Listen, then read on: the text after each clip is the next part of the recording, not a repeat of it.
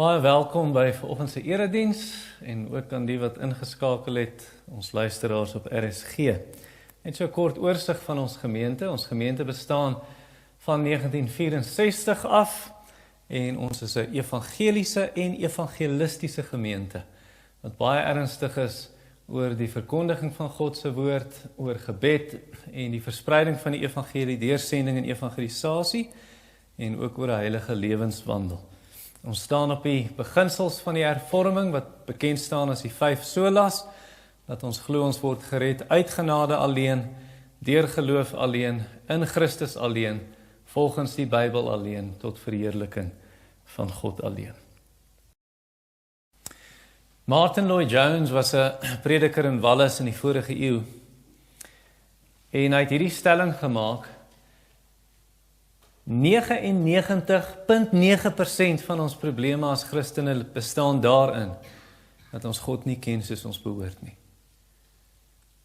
En ek dink regtig so, die oplossing vir ons probleme lê natuurlik alles in God. Wat ons nodig het is eintlik wat ons in hierdie teks gaan sien vandag. Ons het 'n visioen van God se heerlikheid nodig. Ons moet God sien. Ons moet eintlik 'n sigbare openbaring, wanneer ons praat van sy heerlikheid, 'n sigbare openbaring van sy karakter, van sy persoon, wie en wat hy is. Net soos Moses die God gesoek het. Onthou nou, jy moet bietjie teruggaan in die storie van Exodus, teruggaan in die storie van Moses. Moses het al hierdie dinge sien, Moses. Maar dan sê Moses nou vir die Here, en dis vir die teks waar ons nou gaan kom vandag, dan sê hy vir die Here, ek wil nie net God se werke sien nie, ek wil God self sien. En dit sê hy in hoofstuk 33 vers 18, sê hy vir die Here, wys my u heerlikheid. En die Here antwoord hom en sê, jy kan my heerlikheid nie sien nie, Moses.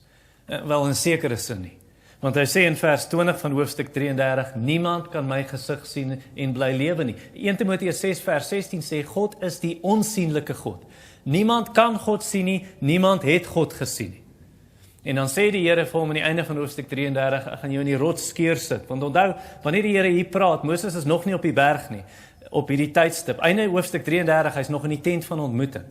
En dan sê die Here, kom nou teen die berg op, ek gaan jou in die skeur van die rots sit, en dan gaan ek verbygaan, ek gaan jou bedek met my hand, jy gaan nie my heerlikheid sien nie, jy gaan nie my gesig sien nie, maar as ek verby is, dan sal jy die afskynsel van my heerlikheid sien van agter af. Amper soos wat jy nie direk op 'n somersdag 12 uur die middag in die son kan kyk nie, maar jy kan nie weer kaatsing van die son sien. En dis wat Moses wil hê.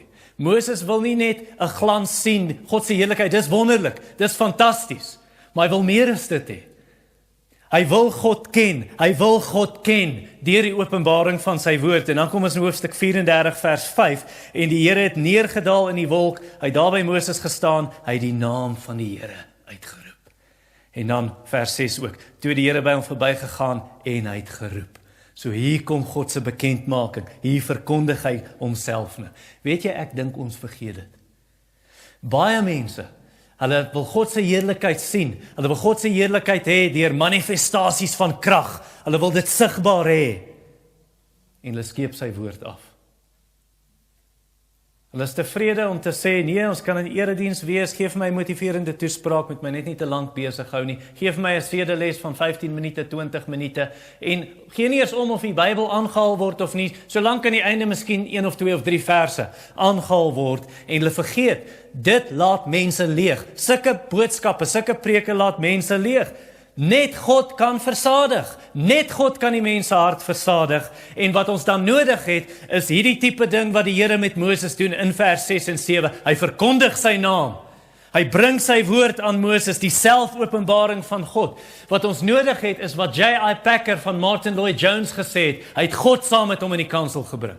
Kan ek eintlik miskien sê, nie net dat ons dit so sê, die prediker moet God saam met hom in die kansel bring nie, eintlik moet God die prediker in die kansel bring. Dat God die prediker dryf, laat hy hom dring in die kansel in. So dat gebeur wat Jesus gesê het in Johannes 7 vers 38, strome lewende water sal uit sy binneste vloei. As jy so kom en jy so vol van die woord van God en die gees van God, en waar daai woord dan gaan, waar die verkondiging van Christus gaan, sal daai strome van lewende water vloei, en dit sal die woestyn, die dorheid, in 'n blommeparadys verander, sê Jesaja 35, en mense sal God se heerlikheid sien. En dis die heerlikheid wat Moses in vers 6 en 7 sien van Eksodus 34.